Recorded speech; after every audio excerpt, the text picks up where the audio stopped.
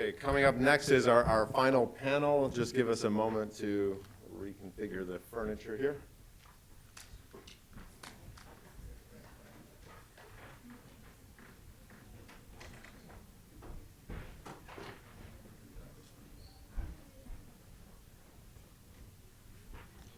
So I just want to welcome to the stage, maybe join me, and then I'll do introductions up here. So Paul, Bill, Should we sit under our Barbara. pictures? Oh yeah, we should do that. Just in case we are confused with other people. And Chris, where's Chris? There he is.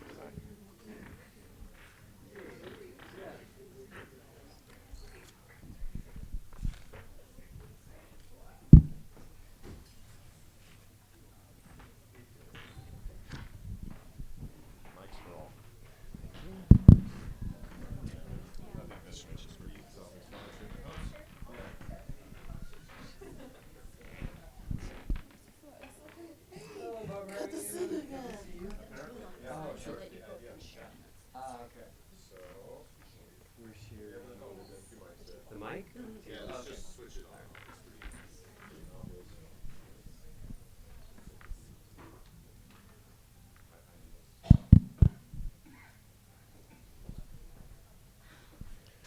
Fantastic. So this is our final panel, and it's on how test beds drive innovation.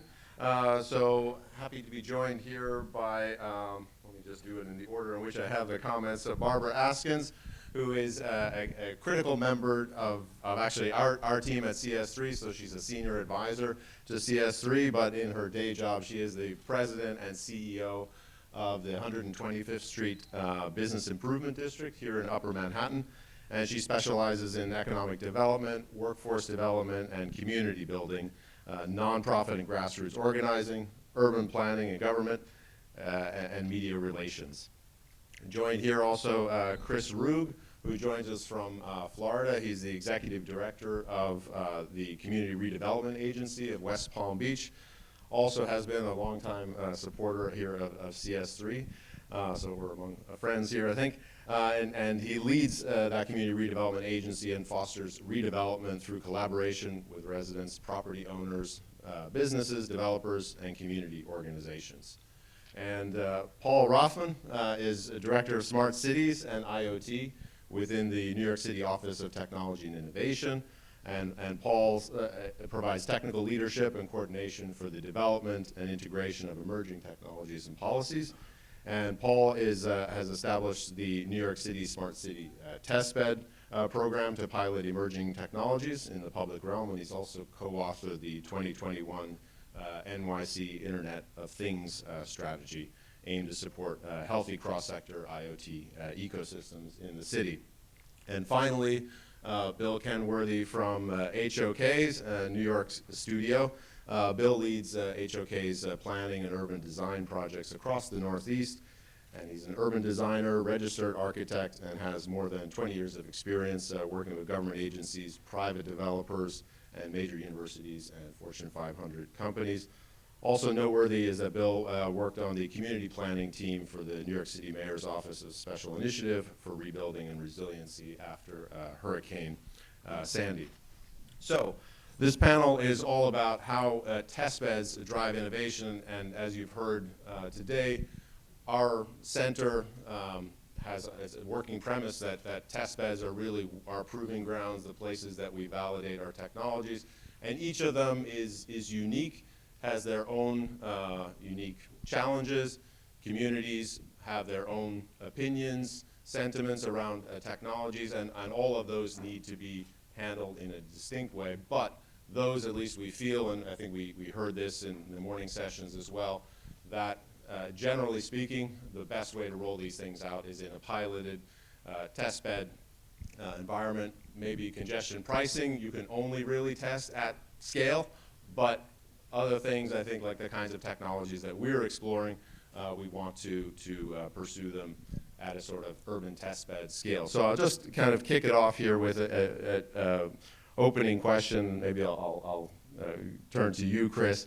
So how would you describe sort of near midterm outcomes? So really focusing on outcomes of successful engagement of technology co-design processes with communities in an urban test bed. Because at CS3, again, as you've heard, that's a core tenet of ours, that we want to try to work closely with all stakeholders to co-design solutions. But how do you see those outcomes? Great, thanks Andrew. And thank you everybody. Again, Chris Roog.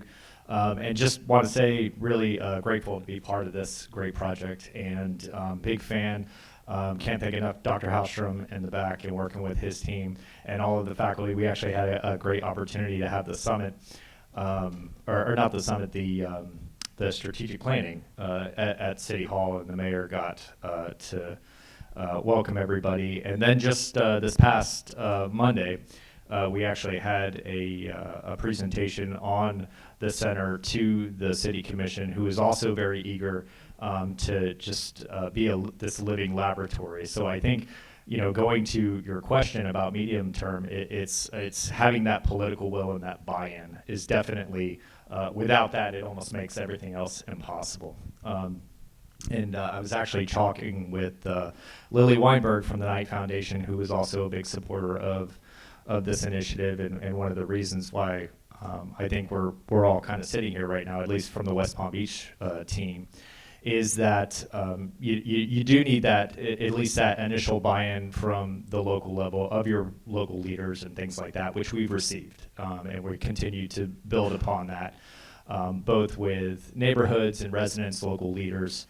And that's just really great to see that initial buy-in where, people talk about technology and there's this concern about privacy, but they seem to be overcoming that with communication and openness and transparency in the overall project. And this was actually just validated again this past Friday. We're collecting, we demonstrated through some surveys with a communications tool called Digital Trust in Places and Routines, using some symbols and QR codes that we put the signs on the light poles next to the sensors that people could obviously scan and learn more about the project.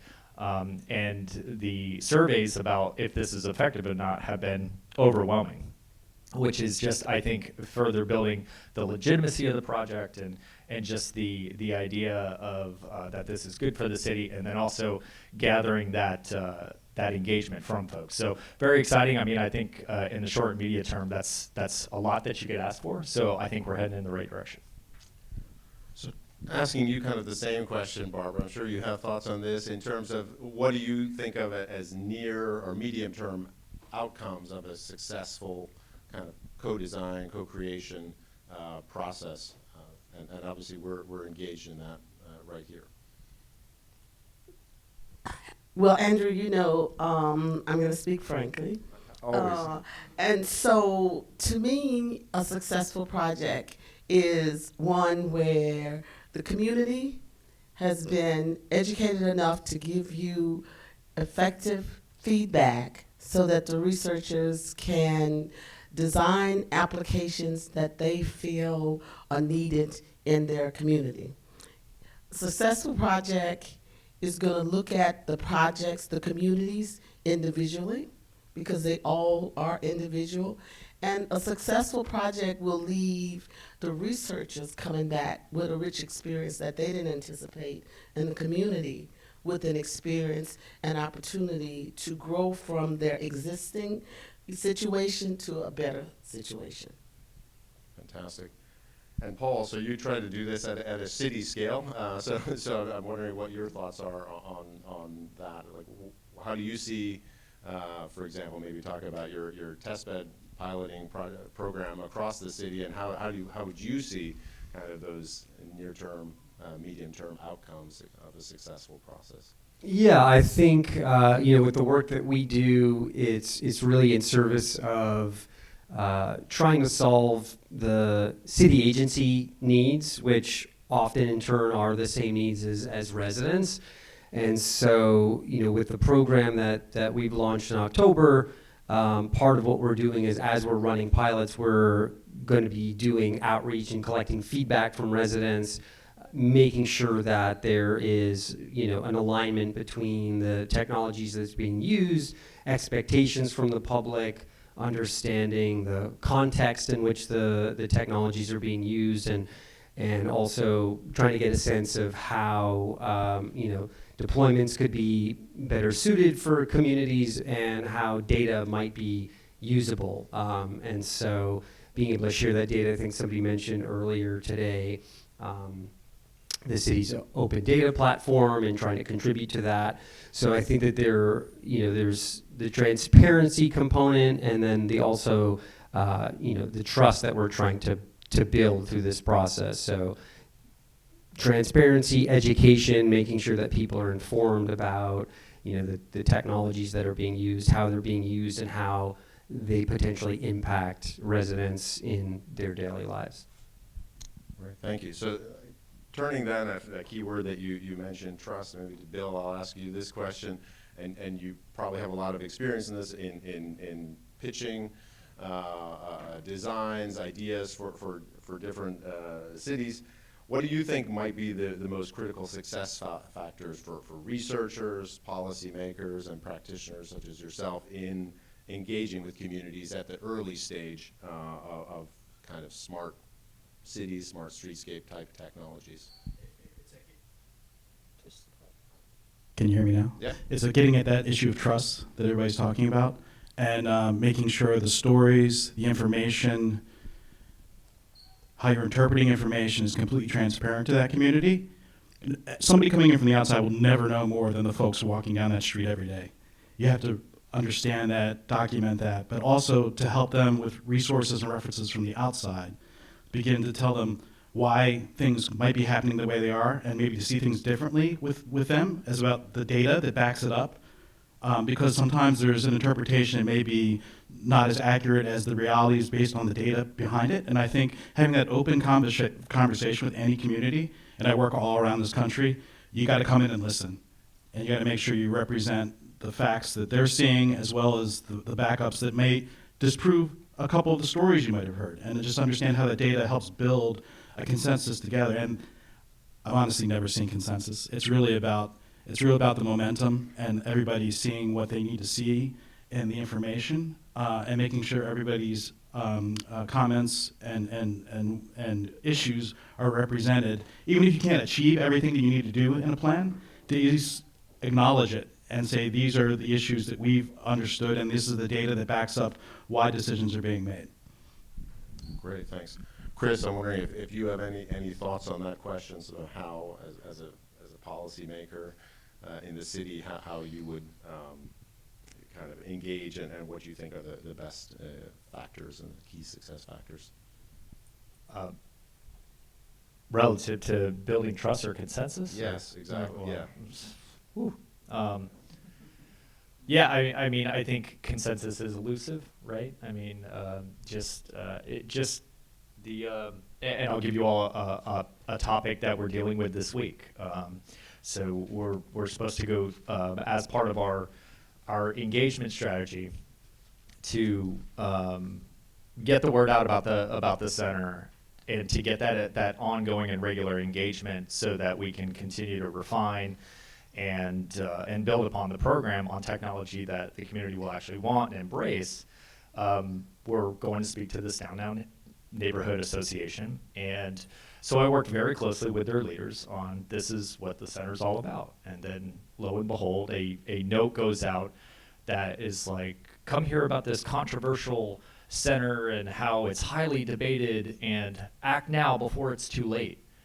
And sound very, very alarmist. And that was just very concerning, coming from a project that is not alarmist in any way, because the whole purpose is to engage folks. So it really did require a little bit of clarification with the leaders. And then luckily, while I was here today, I got a note that they've actually sort of backed off of that alarmist approach, and now are much more I would say, cooperative tone, in that we're trying to really sort of build a better city here with this, and we need to do it with them.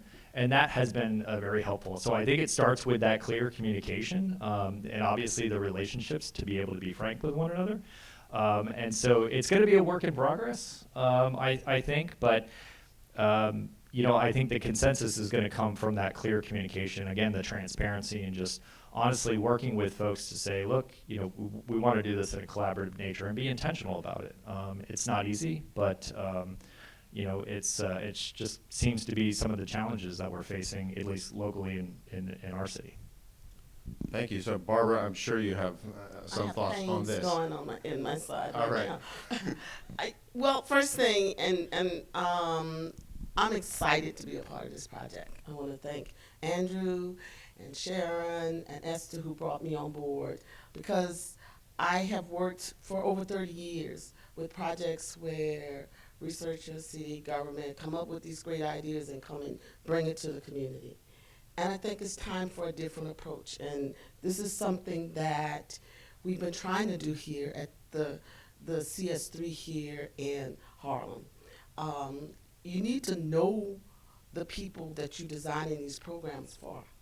And you need to know them on an intimate level. You need to understand their struggles. You need to understand that they have been solving problems all along before you got here, and they've been trying to solve them, not understanding technology. So when you come to them and say, we got this technological approach with data, which is the way we do it, one of the things that's missing is there's two types of data. There's formal data and there's informal data. Me, for 125th Street, I don't do anything unless I go out there and talk to the people on the street and they tell me exactly what's going on. The informal data is just as important. And I don't use that word trust. I think trust is something you earn. If you do it the right way, the trust will be there and the community will be, you will be running from them. So we flipped the switch in the CSC. We had started with the scientists coming, explaining to the community, which was necessary because you have to educate them to be able to even get into the language to talk back to you. But now we have the community educating the researchers, not just about who they are, but what they do. And in our last two sessions, ideas and projects that no one had thought of. The researchers are even myself, are starting to bubble up to the top, and we're getting closer to that conversion of matching up technology with needs. And that's how you get the community buy-in. You know, we're tired of coming and sitting and watching. And then you come back years later and say, well, it wasn't supposed to be that way.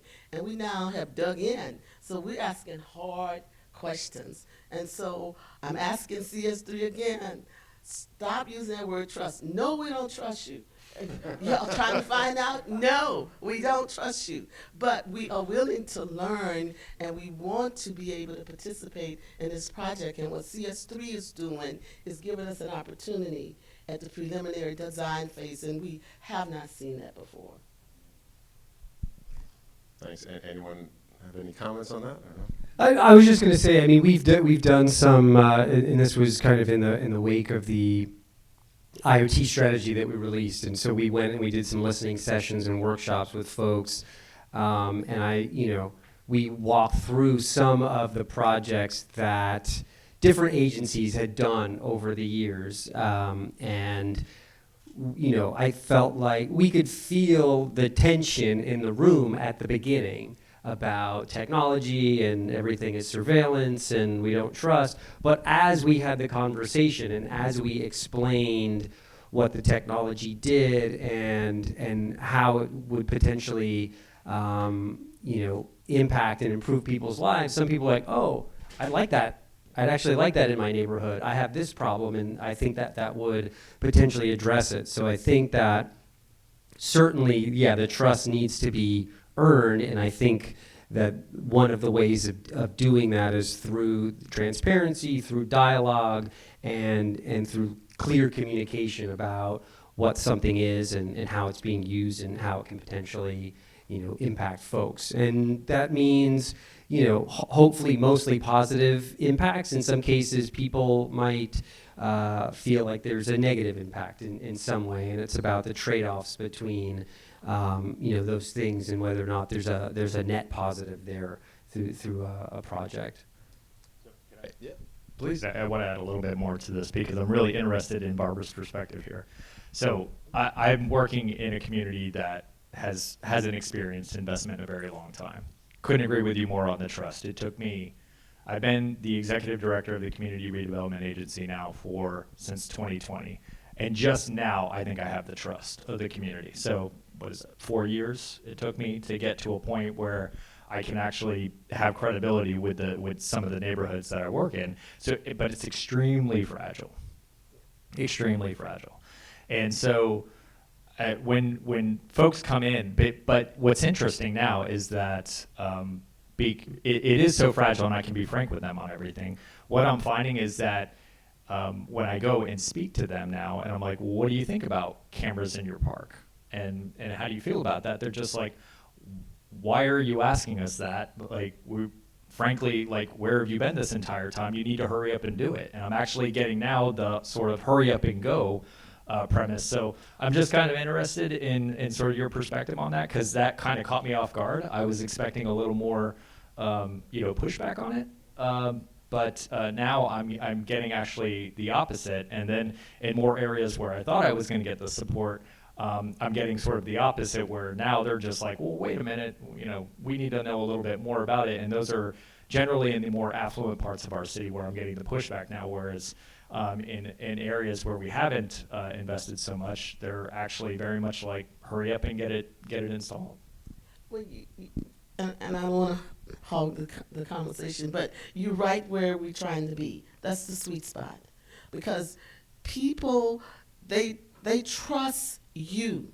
They're not going to remember all these 7 and 8 letter words that you have written up on these nice papers. They're going to trust you, and then they're going to follow your leadership. And so the thing here is top down and bottom up. We've been always doing it top down and bottom up. I'm going to use you, Brian.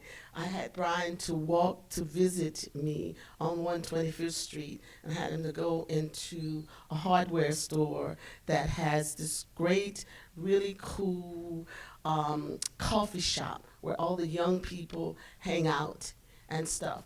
When you design in your projects, do you really know what's in the community? Do you know that there are churches that are doing mental illness stuff that need some support for technology? That analysis of the community, understand the existing needs, then bring the technology and start matching up. I think that's where we're trying to get. And then when you come in with all your knowledge, hell yeah, they want you. We know what we don't have. It's just getting to a point to where we can trust that we're not going to get burned again. That's the deal right there. I'm sorry. Great. So several of you use the word impact, and I think I just wanted to kind of pivot a little bit to that. So certainly the premise of this ERC is that we want to make a positive societal impact. That is actually sort of this word. The National Science Foundation says that's what all ERCs should work toward, and that can only be achieved through this convergent, very interdisciplinary, working together process. Brian usually inspires us more than most and more eloquently than most, but if I just, to boil it down to sort of brass tacks, if you will, I don't know, I'll start with you, Bill. Based on sort of your appreciation of CS3's portfolio, scope, and things that we might be able to take on as we build this platform for streetscape technologies, what would you say are sort of top issues or quality of life issues where we may have an impact, and where maybe do you see opportunities? Given my experiences, I think that there's absolutely the economic dimension of it, and small businesses, and how folks on the everyday have transactions within the street. But I think there's a bigger picture, is that we're talking about the public right-of-way that has been dominated by private vehicles for a very, very long time.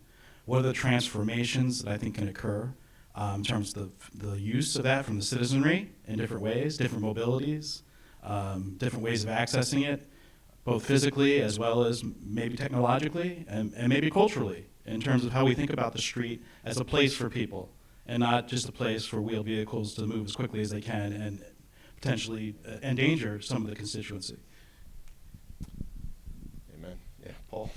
Yeah, no, I would echo that. I mean, I think in terms of some of the topic here is mobility, certainly one. I think that we've seen how the streetscape has changed since the pandemic, changes to, street usage, open streets, and things like that, and the ability to kind of repurpose some of our public realm. Certainly, public safety is a critical issue, and that's not just talking in terms of crime, which I think is typically what is kind of meant when we say public safety, but also street safety, which is also a real important topic. So I think mobility, public safety, and then environmental issues. We heard a lot today about flooding. We are potentially going into another wildfire season. We all know what a shock that was last year in June when we had the smoke coming down from Canada. And so, these are things that we need to be prepared for and think about as time goes on, and heat as well, which is the number one, potential killer of people from a natural sort of weather occurrence within urban environments. So, those are I think some of the most critical areas that have the potential to be addressed in some of this work.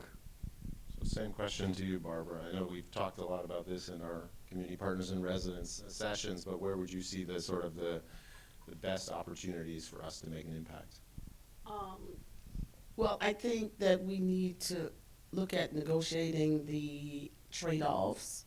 And so when I look at the problems in the streetscape, you're going to be changing behavior on the streets. And so, like you said, the bicycles, the bicycle lanes, the rules not being used, the vulnerability to seniors, people getting hurt on the street. We need to come up with a clean canvas first of our streetscape. And what does it take to at least give us a clean canvas to start planning on?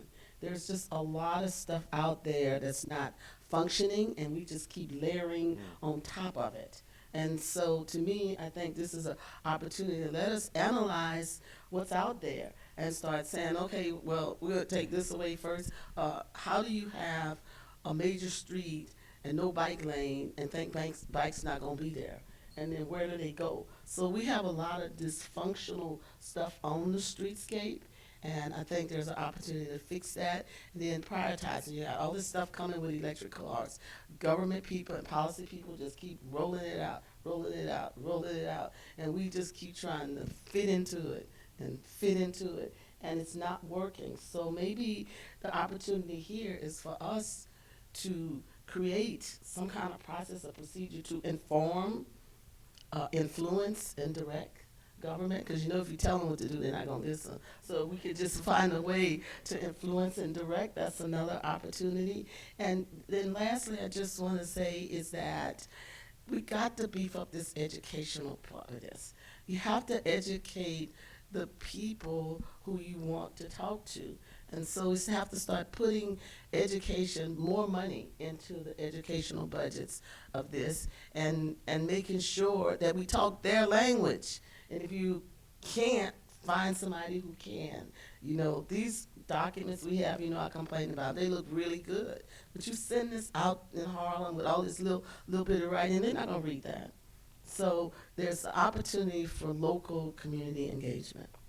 Education, I'm sorry. Great. And turning to West Palm Beach, how would you see the sort of top priorities or opportunities? I was just thinking about what Barbara said, because I feel like I'm sitting next to, we have an applied anthropologist on our team at, her name's Dr. Alicia Wynn, and it felt like you were just saying everything that she says. Like, you have to use very specific tactics and language when you're communicating with certain populations in your city. And it's down to like a hyper-local level, almost to like block by block. It's crazy. And it takes that level of intentionality to make that headway. And I think it's a big reason we go back to trust, why we've been able to. Anyways, that resonated. So, but to your question, Andrew, is I think for West Palm Beach, one of the biggest ways that I think the center is going to impact our city is we're currently experiencing a major growth boom, and with that, we're investing significantly in our infrastructure. And our population is constantly asking, well, why are you making this investment here? And what is going to be the return on this investment, even though it is public dollars? And it's so much more than just like, well, it's going to improve traffic. I'm not really sure people are sort of really buying that anymore, because we keep adding roads, but traffic doesn't seem to get any better. So, it's really like, well, you're going to have to quantify that in some way. So on Clematis Street, where we have, which is our main street for those of you that aren't familiar with downtown West Palm Beach, where we've layered the sensors, we did one block, the 300 block, where we were actually able to get sensors up before and after a major streetscape project, where we added shade trees, wide sidewalks, all of these great principles that we put into a placemaking plan. And long story short is we saw pedestrian counts increase by 67% just by those treatments, and that was because we were able to measure it through the sensor project. And that really resonated with policymakers, where they were then able to turn around and say, okay, well, that makes a big difference for all our businesses. So I think being able to quantify those public investments in real intentional ways is going to be a big takeaway for the city of West Palm Beach. Great, thanks. So let me open this up to anyone who wants to answer. And again, this is another thing that very much on our mind as a center. So if we want to make these impacts in each community, and they may be distinct impacts, how do we kind of measure those impacts? And I'm thinking, if you look 10 years out, this is a 10-year life center for funding from the National Science Foundation. How would you know, or how do you think we should know whether or not our work on smart streetscape technology, co-developed with all stakeholders, how would we know whether that was successful and we made an impact? This is for anyone. Well, we tackled this when we put together our proposal, right? Now that we're learning. It's so many different, type of communities and people that we're trying to serve. Is kind of hard, but I think I said it then. The goal is that we're going to be much better off at the end than we started. We're going to be more technologically advanced. And the one thing which I think NSF is looking to us for is to replicate what we are achieving in other places. So, we have a golden opportunity, the neighborhoods that are part of this, West Palm Beach, Harlem, New Brunswick, to make sure that the people who we are developing this for move up in many ways, technologically, solve some of the problems that are holding people back. I mean, how we start measuring this, and we build a community that's not always looked at as dependent on getting government funding to survive. This is an opportunity to create wealth as well as to grow people educationally.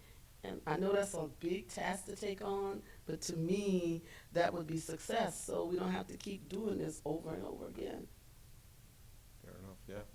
Anyone else want to take that, Paul? Yeah, I was just going to say, I think that the ability for some of these projects to scale, and I think that goes for your test bed and as well as for ours. If our program is really about introducing emerging technologies to agency stakeholders within the city, things that they haven't used before or thought about. So if that education, let's say, leads to an RFP where they're now integrating technology into their operations, that's a success.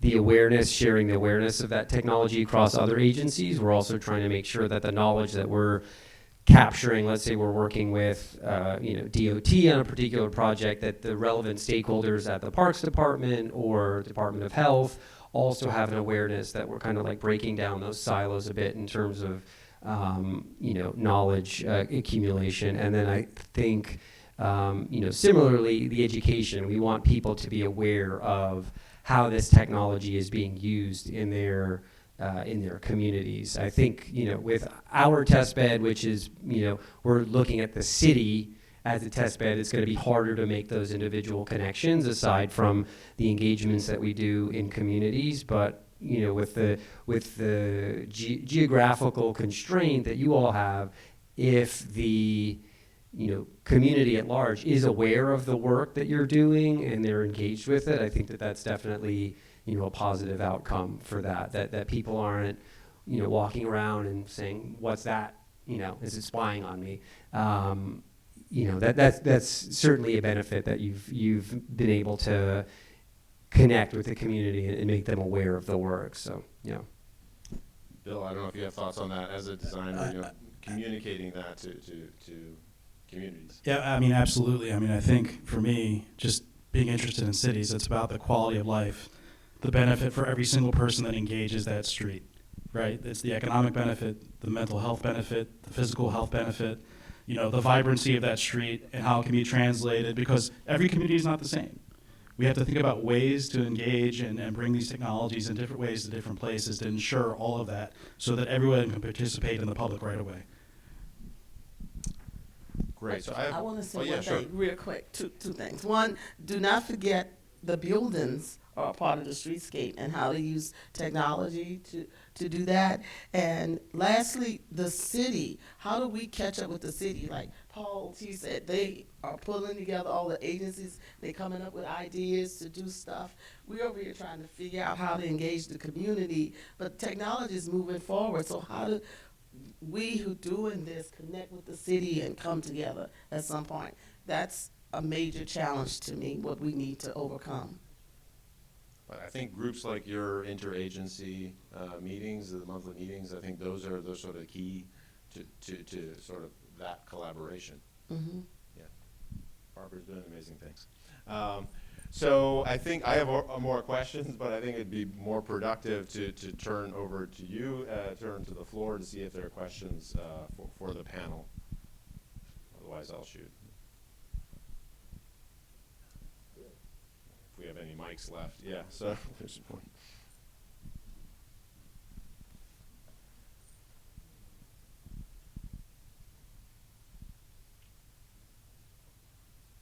Thank you. Mr. Rothman, I realize you're not a policymaker here, but I just wanted to bring up one of the hallmarks of a smart city is free, unlimited Wi-Fi access through the city. And I've always wondered, well, I think I know the answer, but I've always wondered why we don't have free, unlimited Wi-Fi access in the 5 boroughs. So I mean, I think that the city has over the years been making strides towards that. Going back to, I believe it's a little bit before my time within the city, but 2015 with the Link NYC program, some expansion on that. I know there's Big Apple Connect, which is, bringing broadband to our NYCHA communities and things like that. So, there's definitely been progress over the years, and there's continued work on that. We have, groups within the city that are working on internet access and digital equity. So I think that it's there's forward progress, and it'll continue until we're able to reach that goal that you described.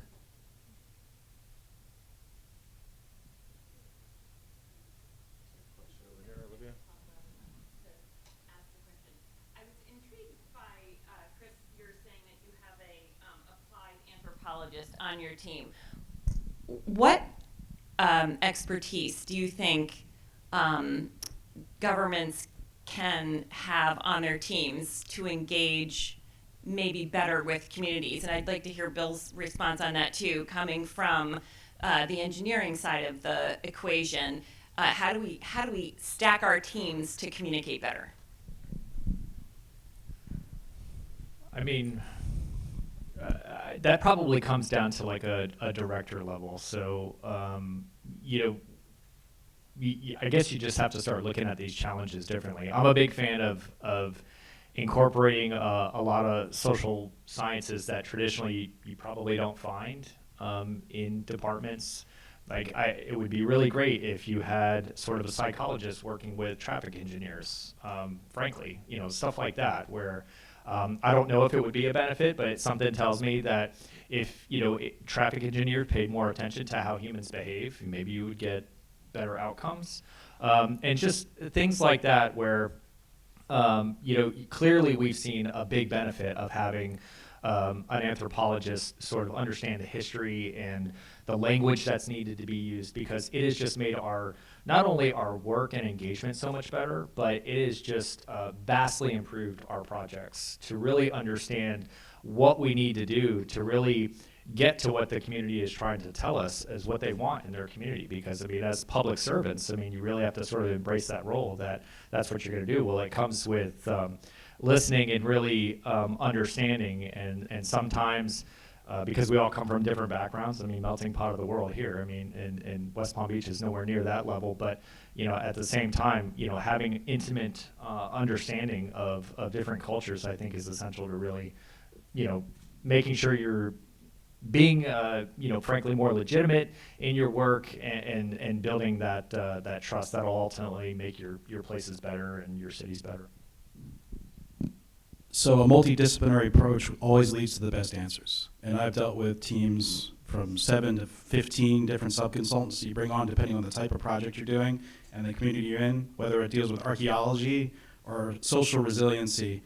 Having the right experts with you as a partner as you go is critically important to making successful plans at the end of the day. And as I mentioned, every community and every neighborhood is different. So you need to begin to think about the issues you're contending with and where are the gaps on your team to bring the right expertise to the community. And community engagement specifically is a huge part of any endeavor that we bring in. And we need to have the right people with the right relationships, because it's all about relationships ultimately when you start a project. And then ultimately, hopefully, you get to trust someday. Yes. But no consensus. I think we have time for maybe one more question. Yes. Good afternoon to all the panel. I'm part of the CS3 team. A lot of the technology terms that's been talked about today, and AI, et cetera. I'm not ashamed to say that I don't know a lot about it, but I'm learning more as it goes on. But as Barbara was saying, it's the bridge between the new technology, and I've heard a lot of good stuff today, especially seeing a lot of the students coming up with innovative projects and stuff. And it's very good to see them present what they're getting ready to do. But the bridge has to be between the technology and the application. We're the ones that's going to talk to the community. So that's where we need to work on. That's where and then you're talking about the Wi-Fi thing, and they're killing the ACP program. It's like, that's not helping. And then a lot of times, government gets involved into it, and then budget cuts and priorities change, and the technology starts going backwards instead of going forward. So we have to keep that up front. The politics has to be involved also, and we have to make sure that what we are learning and what we're trying to apply can move forward.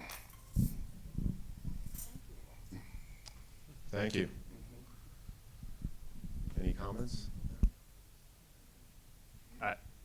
I have one comment to that. I think somebody mentioned 10 years down the road success. I think sustainability is a big one. Barbara, that's because I just know our public funds are very limited, and there's a lot of pressure on making it. So I think that's going to be one of our goals, is really to provide that sustainability where you can perhaps at a minimum go to a park and get Wi-Fi. If we could do it, citywide, that would be obviously the black belt. But, if it needs to be, at least in our public spaces that are free to everybody, that's a good goal, a good place to start. But it starts with just figuring out that sustainability model that I think, probably goes back to some type of public-private partnership. Very good. Okay, so I think that concludes our panel. So please join me in thanking Chris, Barbara, Paul, and Bill. Thank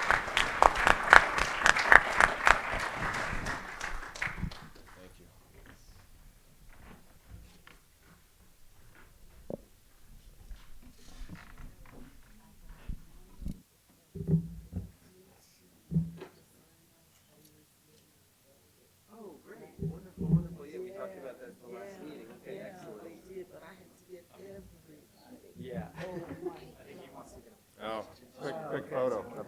photo op.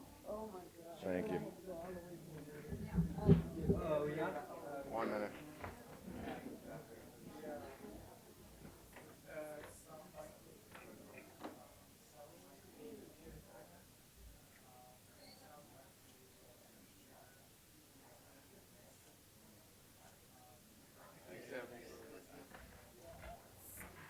Thank you, everyone. Glad your perseverance.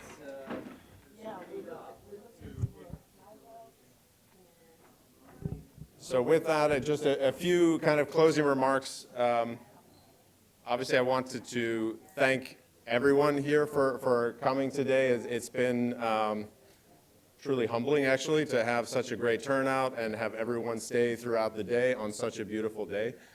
So that's a real testament to your interest. I really, really appreciate it. I also wanted to thank, before we go to awards and recognizing students, I also want to acknowledge all of the student teams that presented. Again, you always surprise us.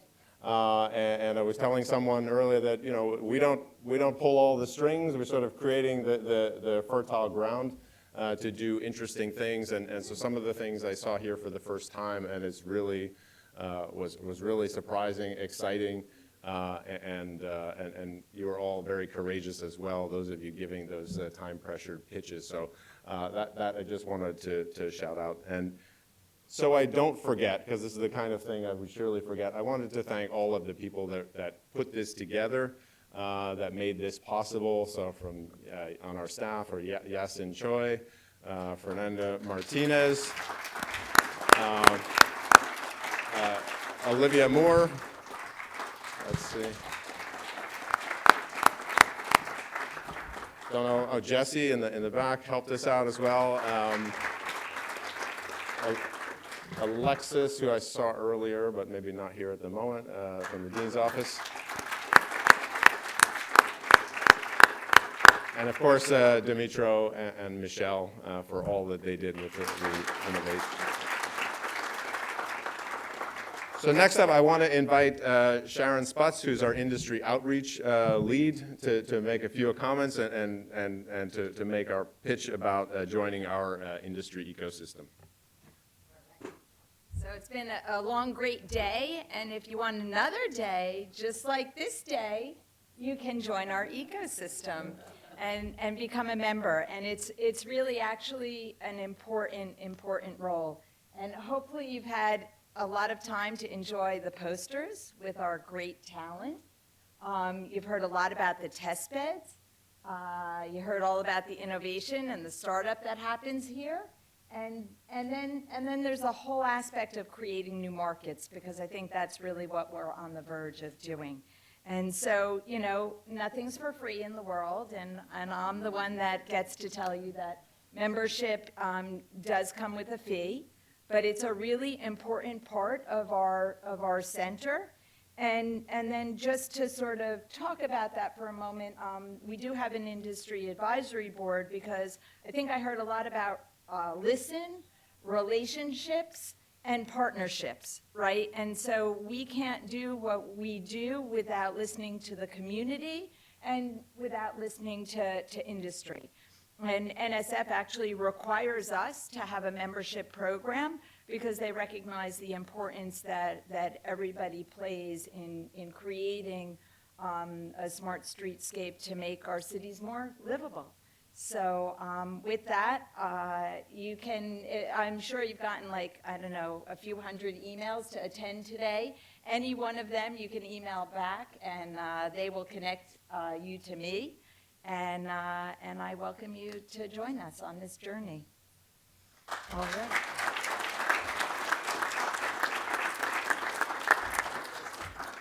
Thank you very much, Sharon.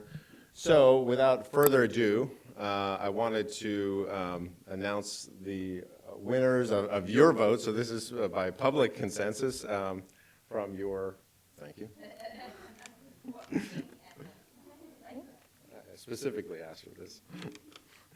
So for the perfect pitch competition, and remember this, the winner will represent the ERC in Washington at the biennial conference for ERCs. So I'll go in reverse order. So in third place, hopefully everyone's still here, is Xiaobin Mo from Columbia University.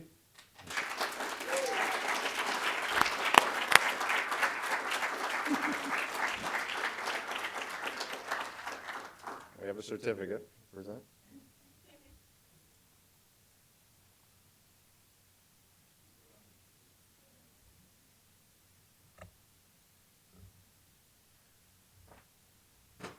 Congratulations. Thank you. Thank you.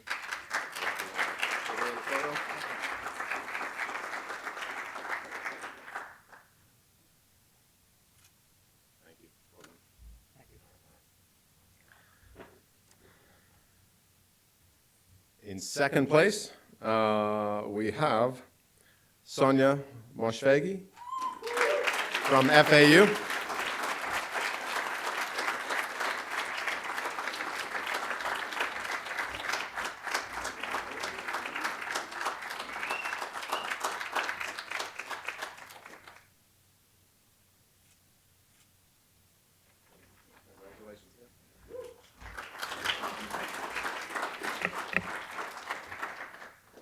So the winner, and there's a lot of responsibility attached to this, we have to do us proud.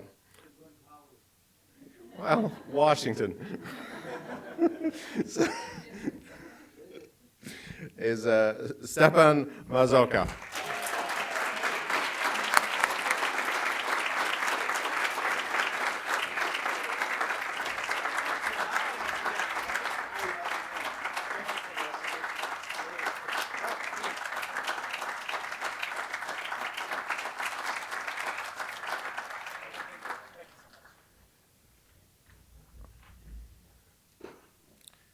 So a couple of recognitions also that we wanted to give. Remember the winner of the accelerator, the demo day.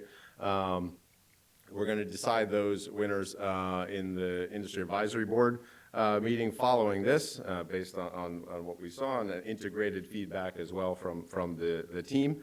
But we did want to give some recognition. And I should say, first of all, that the winners for the accelerator programs are getting $10,000, sort of a seed grant that will be allowed to kickstart their ideas as well. So that of allowable expenses. So there's always strings attached. But I did wanted to recognize a couple of teams from the demo day. So for most robust customer discovery efforts, I wanted to recognize the team Kiwi, Jeremy Johnson, and Mashid Gassemi. So please join.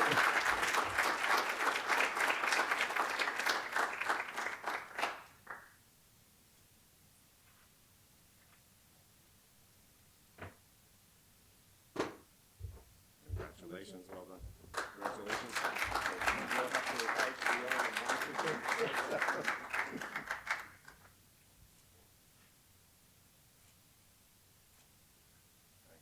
Well done, congratulations.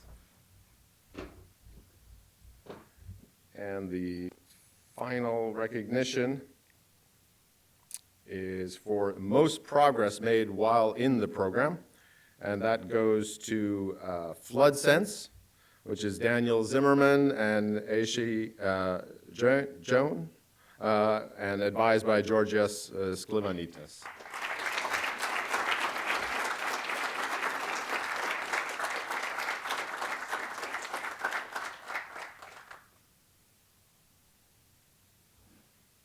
We lost Daniel? Yes, he's got an exam. He's got an exam. All right, congratulations.